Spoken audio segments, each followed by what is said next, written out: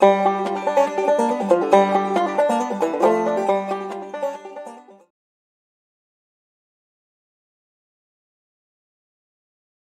everyone, welcome to another technique tutorial, and I'm going to focus on a slightly different area this time. This is looking at kind of jazzy chords.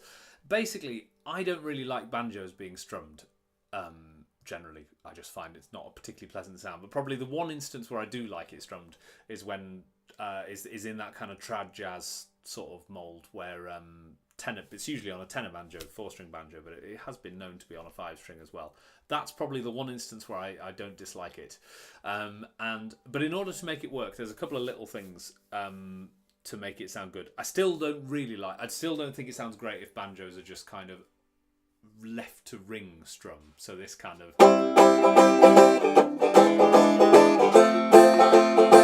to me that's quite grating.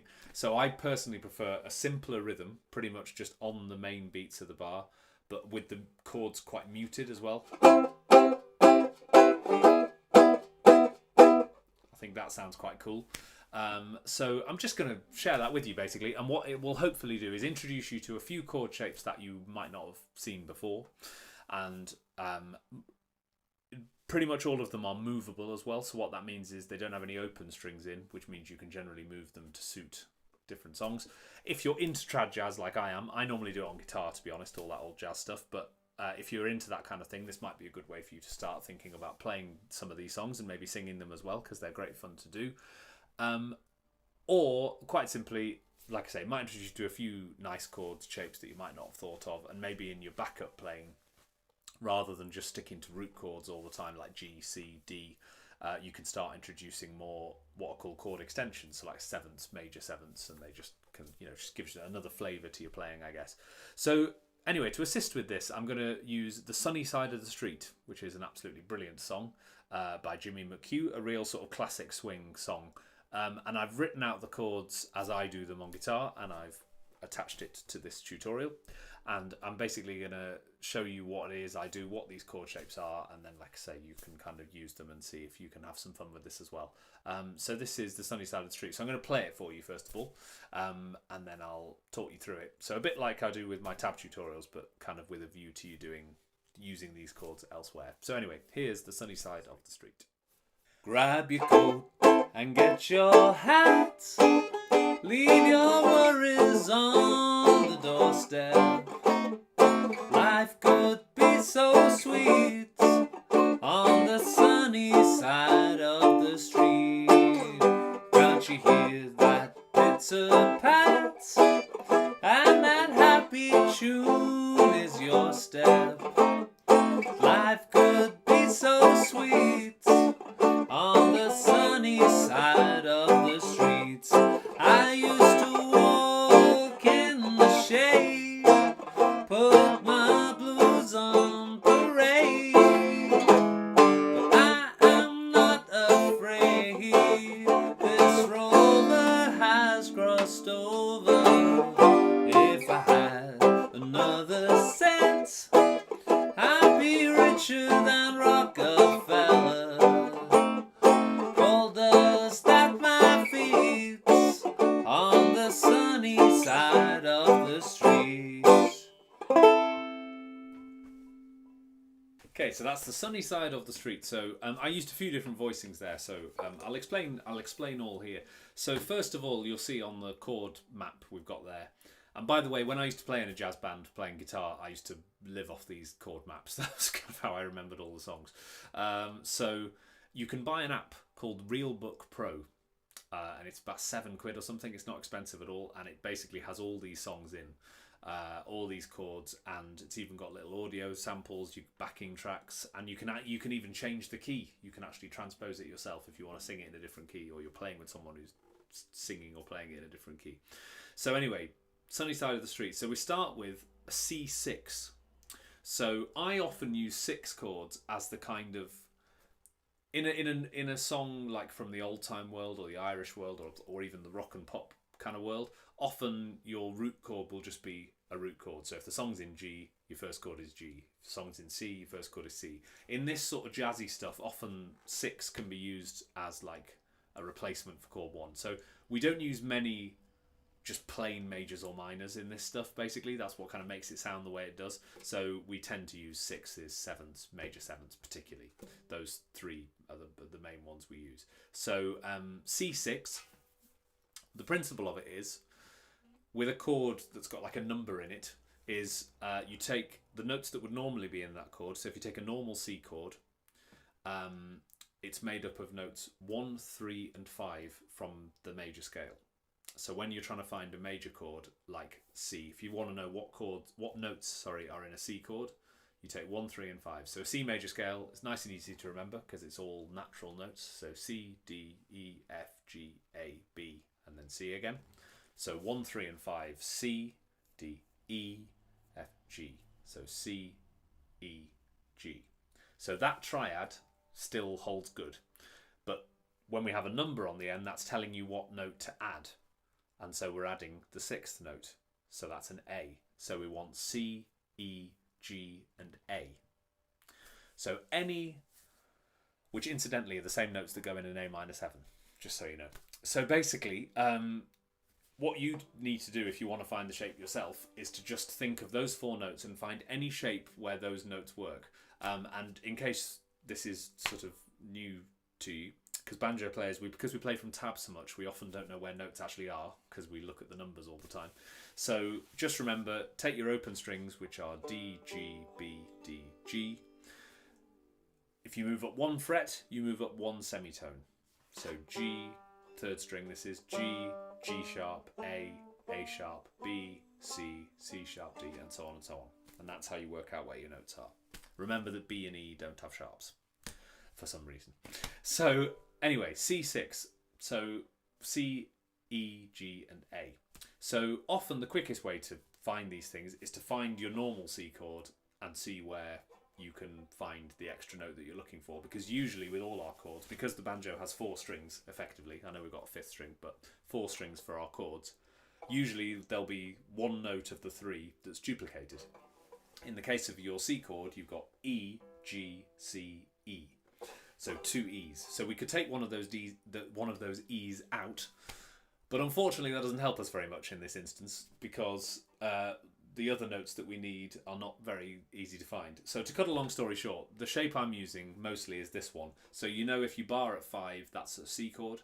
So I'm adding my 6th on either the 1st string or the 4th string. I recommend the 1st string. It sounds a bit more like C6 than A minor 7, which, as I say, is the same selection of notes, but we want to feel the C bit rather than the A bit. So that's what I do. I bar at 5 and add the 7th fret.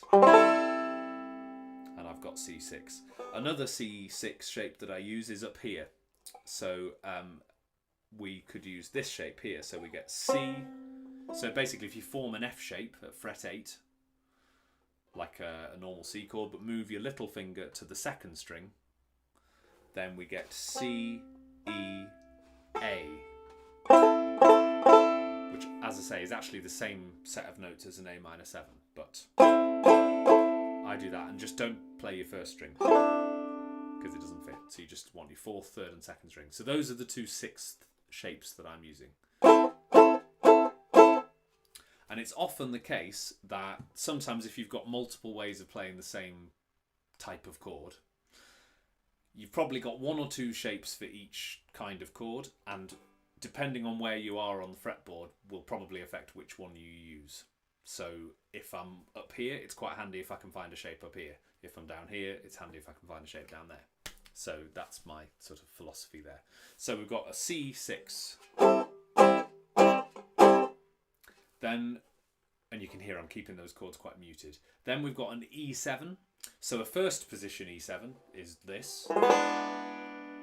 So it's like an E chord but without that finger on. So 2nd fret of your 4th string or 1st fret of your 3rd string. So that's an E7 down there, which is probably quite a sensible one to use.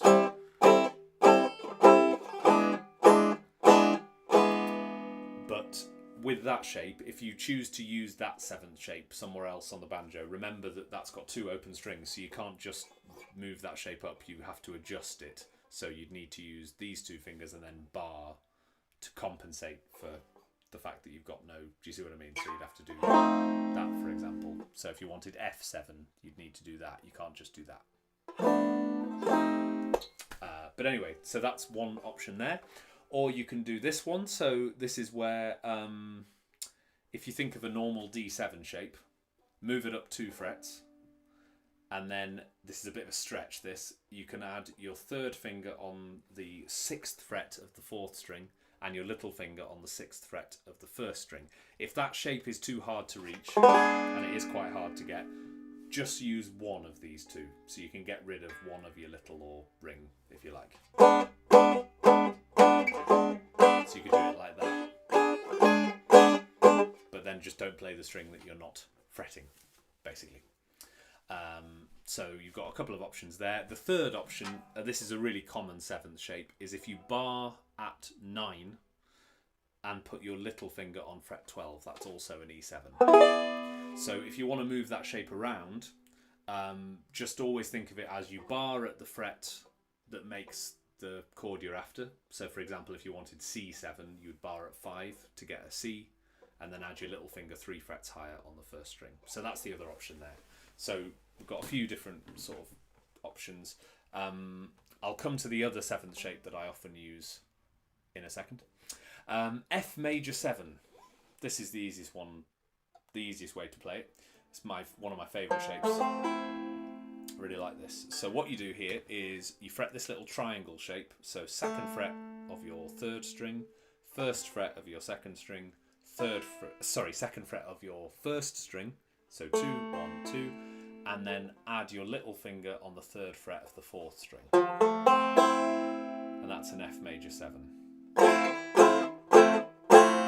And just to clear up any confusion around 7ths and major 7s and what the difference is. So if you've got a 7th chord, you take your triad, 1, 3 and 5, and you add a flattened 7th.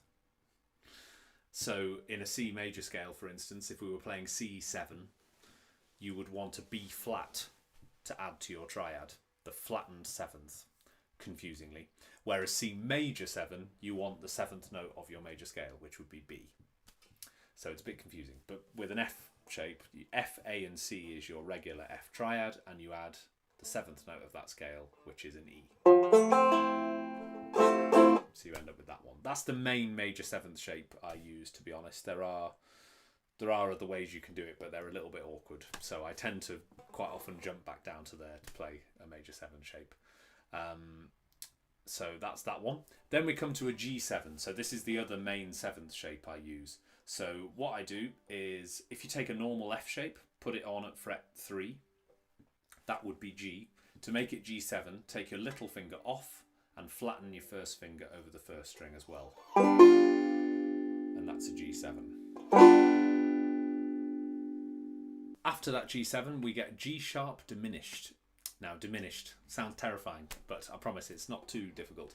And it's actually especially not too difficult from that chord, because you're basically going to play exactly the same chord, but instead of your 3rd finger, put your 4th finger on 1 fret higher. And that's a diminished chord. Now, that shape is my main diminished shape that I use on banjo. It's usually like a passing chord to somewhere else. You wouldn't particularly play loads of that chord, but it's quite a nice little sort of segue to another chord. So I often use it that way. So for example, here we've got G7, G sharp diminished, and then we're into our A minor 7. So it's quite a nice way to do it. A minor 7 looks like that. So bar at 5, 7th fret of your 4th string. So that's a very common minor 7th shape that I use. So that's my A minor 7. And then for D7, you can either, we've got a few options, we can do that. So you know D7 normally. If you add your little finger on the 4th string, on the 4th fret, sorry, of the 1st string, then that's a full D7. So you can do that one. The advantage of that one is your next chord is D minor 7, and all you have to do there is take your little finger off and put your 3rd finger on instead. And that's D minor 7. So that's good if you're down there. If you're up here, D7 would be there. So same as the G7 shapes that you used, but at fret 10. So switch from that to that. So take your 2nd finger off and bar at the 10th fret and put that finger on. And then G7, I'm playing that same shape I did before. So that brings us to the end of like the sort of first bit, really, because we then just repeat it and then do a slightly different ending. So that's the first bit. Then we're into this next bit, but actually all the shapes are still the same as the ones you've been doing. So G minor 7, C7. Oh, that's a new one actually. So let's give you that one. So G minor 7 I just did like that. So same shape as the A minor 7, but 2 frets lower. C7, really useful shape, this one. So if you put a regular C chord on and add your little finger on the 3rd string. Now, technically speaking, that is missing a note, and this brings me on to another point, which is that Django Reinhardt, for example, used a lot of what are called closed position chords, which basically means he played everything on the lower few strings of the guitar. So sometimes you actually can leave out a note from the original triad. So again, I come back to my thing I said earlier. Strictly speaking, a full 7th chord would have 1, 3, 5 and flattened 7. But what they quite often do, and what I quite often do on guitar, because I'm basically a very poor Django Reinhardt tribute, is I take out the 5th. So we just get 1st, 3rd and flattened 7th. And that's what we've got here, because we've got E, B flat, C and another E, because we've taken out our G. And that's purely because we can't really easily play it anywhere else. Because that's just the way it is. So that shape is quite a common one as well. So you can use that one. So the way to think of that one, in terms of it being movable, is your root note is where your index finger is. So if I wanted, for example, another G7, I could do that and play it at fret 8. And that's where my G is. So as long as you know the shapes, it's a matter of locating which of those notes is your kind of root note, so you know where to put them. And I could spoon feed you all of that, but I know a lot of you, and I know a lot of you like to figure these things out for yourself. Obviously, I will help you anytime you like, but I'm just giving you a bit of a taster here, hopefully, as to these shapes. So if I, continuing with Sunny Side of the Street, I'm going to play G minor 7, C7, and that takes me nicely to the F major 7 I had before. And then we get a little sort of passing phrase here. So we go via an E7 and then an E flat 7. So we can play, that one. So basically D7 but 1 fret higher, and then to whatever the next thing is. I forgot what it is. Sorry, hang on.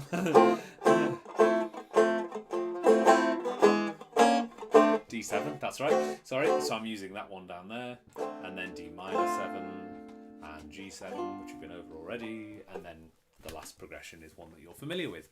So just by learning a couple of 6th shapes, a couple of 7th shapes, a couple of major 7 shapes, and a diminished shape, you've instantly got a few little things to kind of help you, have a few more variations in sound. And like I say, if you need to adjust which 7th chord you're playing or which 6th chord you're playing, just move it up or down by the appropriate number of frets.